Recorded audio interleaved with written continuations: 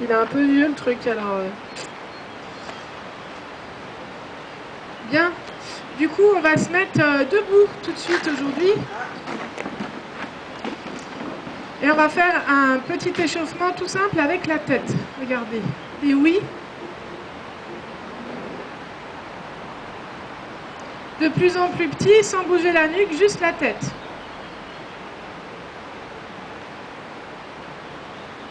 On relâche les genoux, les chevilles, le bassin.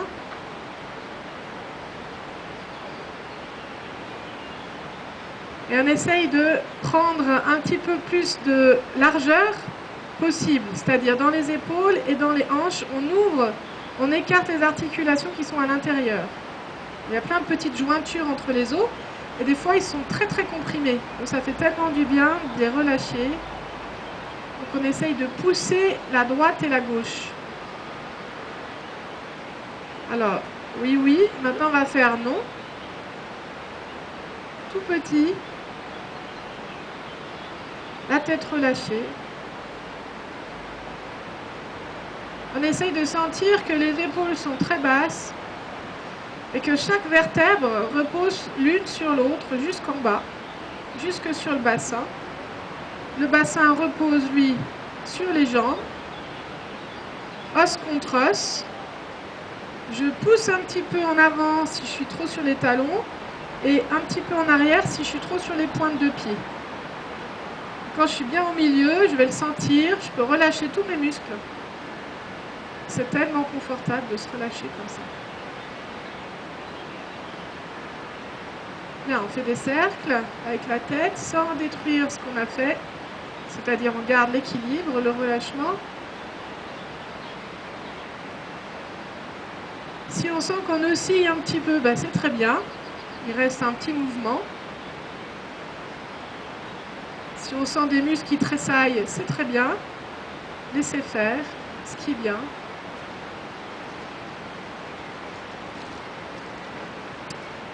Aujourd'hui, on va essayer de travailler la souplesse et le travail articulaire quand les muscles sont relâchés, quand le squelette est en parfait équilibre. Ça doit être très confortable, hein. Si ça ne l'est pas, revenez sur vos sensations dans les chevilles, dans les genoux, au bassin. On remonte au niveau de la tête. Tout est relâché. Ok, on ouvre un petit peu les jambes. Et on va se faire simplement une petite flexion avec les genoux qui partent devant. Sans casser le haut du corps, c'est très bien.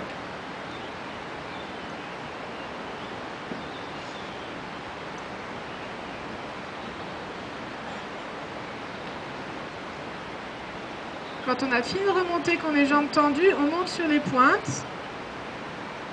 Puis on redescend, on plie.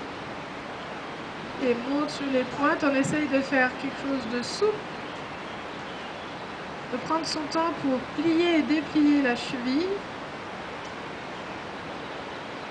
Et bien sûr, on s'aide avec le poids du corps, hein, les épaules partent légèrement en avant pour pouvoir monter sur les pointes et reviennent petit à petit droite pour pouvoir fléchir.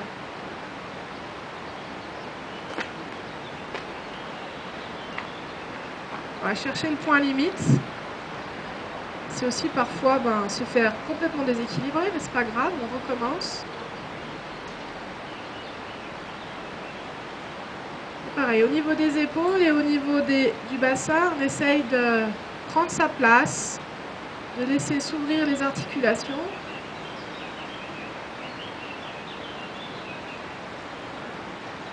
Et au fur et à mesure, ça vient. Ça vient. Hop, avec un petit peu les épaules qui partent en avant pour aider, ou alors qui partent un petit peu en arrière. Comme ça, on peut vraiment relâcher la tête, les épaules.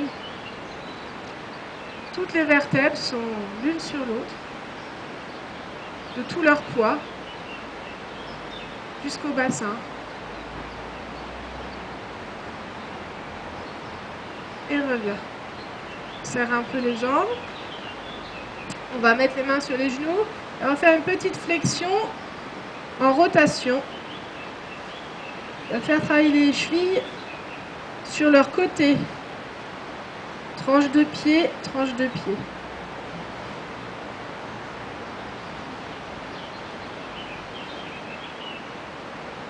Un petit peu dans l'autre sens.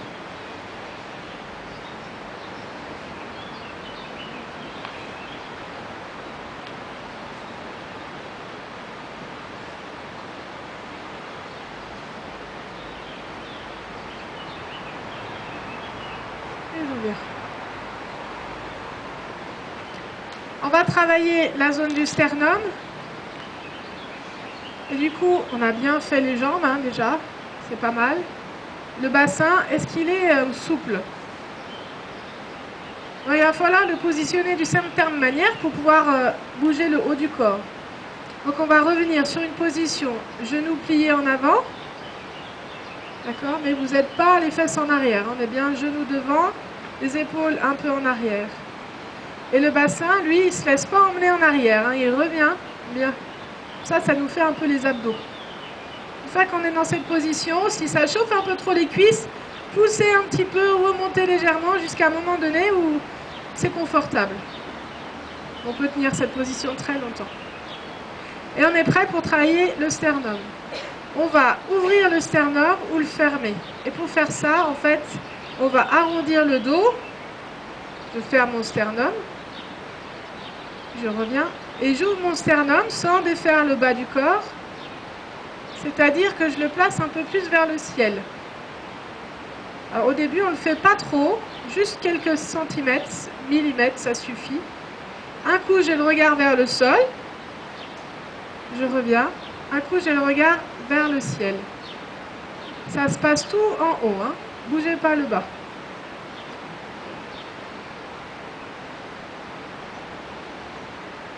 Au niveau du sternum, donc on parle aussi de la D11 ou alors de l'estomac. Si je vous dis rentrez l'estomac à l'intérieur, vous avez le dos rond. Et si je vous dis sortez l'estomac à l'extérieur, vous pouvez relâcher l'estomac, ouvrir le plexus solaire, lâcher votre ventre devant. Et à nouveau, la D11 est arrondie dans le dos. Et maintenant, la D11 s'arrondit devant. Est-ce que vous sentez la cambrure naturelle du corps? Elle monte quand on fait ça. Elle n'est pas tout en bas au niveau des lombaires, elle est plutôt au niveau des omoplates. Au niveau ici, là, de l'estomac.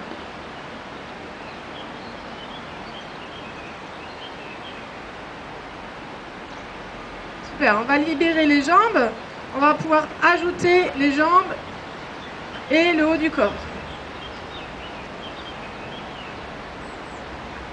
Un petit peu ouvert. On a toujours les genoux qui partent devant et on remonte sur ses talons jusqu'à ce que ça soit confortable.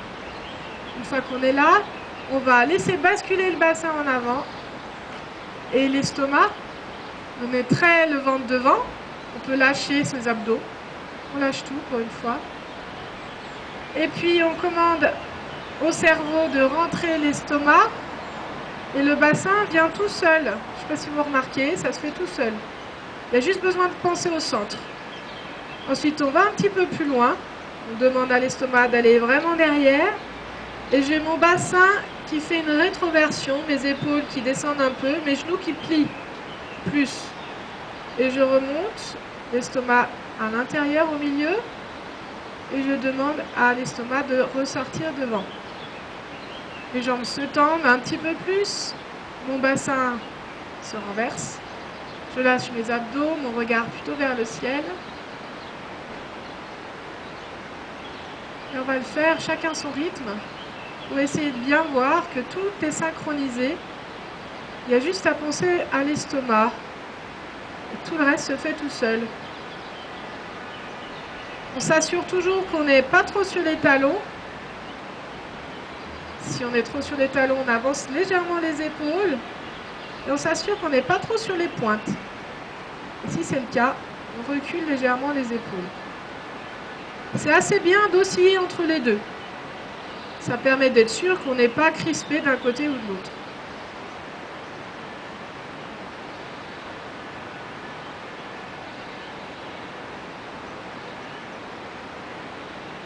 Si on le fait assez doucement et qu'on laisse le temps de relâcher les muscles, on voit bien qu'on le fait juste avec les os, juste avec l'équilibre.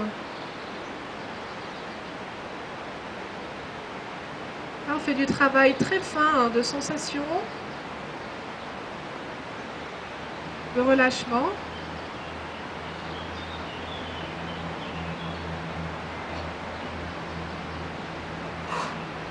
Une dernière fois.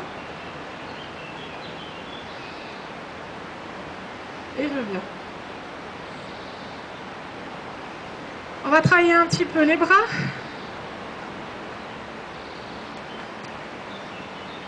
Et on va simplement ouvrir les bras en croix.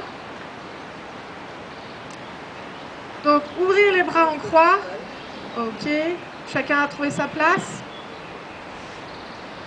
Donc, pour tenir longtemps, il y a deux petites choses à savoir. Il faut que les index puissent, dans l'imaginaire, faire comme un grand cercle pour se connecter.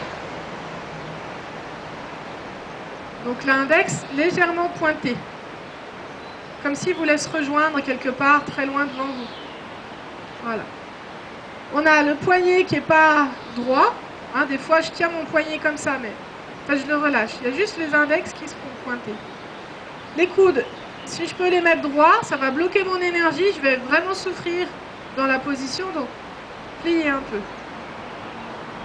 Et les épaules, pas tendues en arrière, ni crispées devant, juste au milieu. Une fois qu'on a ça, on descend les épaules, elles ne sont pas montées, elles sont vraiment descendues.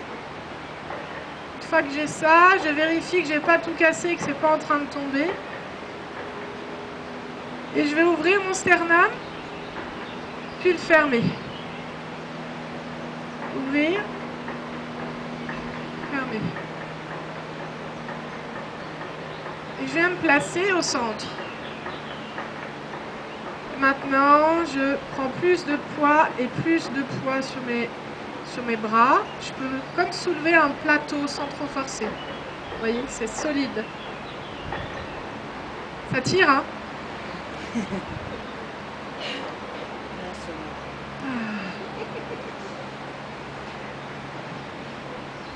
Si ça tire comme ça, c'est qu'on n'était pas au bon endroit.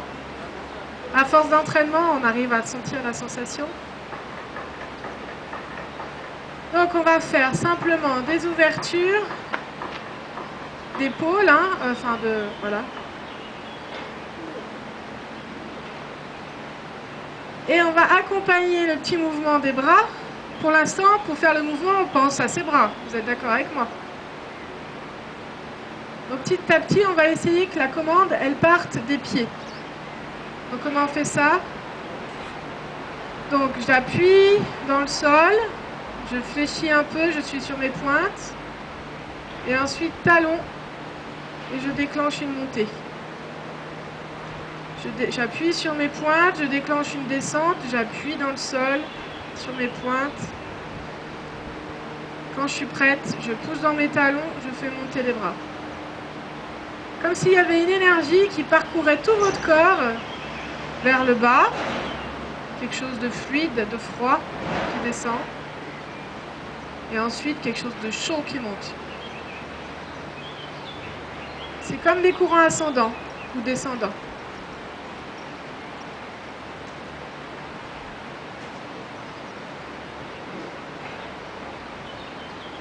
Est-ce que vous sentez que ça part plus trop des bras? Et c'est plus facile du coup. Le mouvement, il est devenu global. Donc gardez bien ça, le petit mouvement, et on va en ajouter un autre. Le mouvement du sternum. Pour descendre, j'ai bien donc un appui sur les pointes, et je vais sortir mon estomac. J'ai un peu les fesses en arrière. La cambrure très très haute, hein, au niveau de la D11, au niveau de l'estomac. Et je laisse descendre mes bras, j'appuie sur mes pointes. Quand je serai prêt, je pousse mes talons et je rentre l'estomac à l'intérieur. Ça peut être tout petit, hein. et je redescends, estomac sorti sur les pointes, j'appuie dans le sol. Talon, je rentre.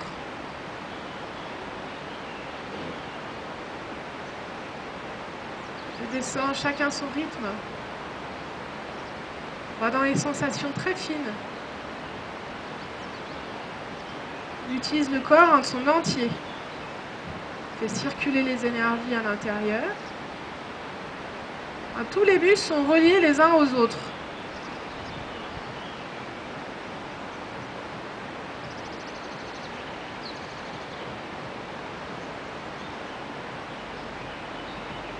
Une dernière fois.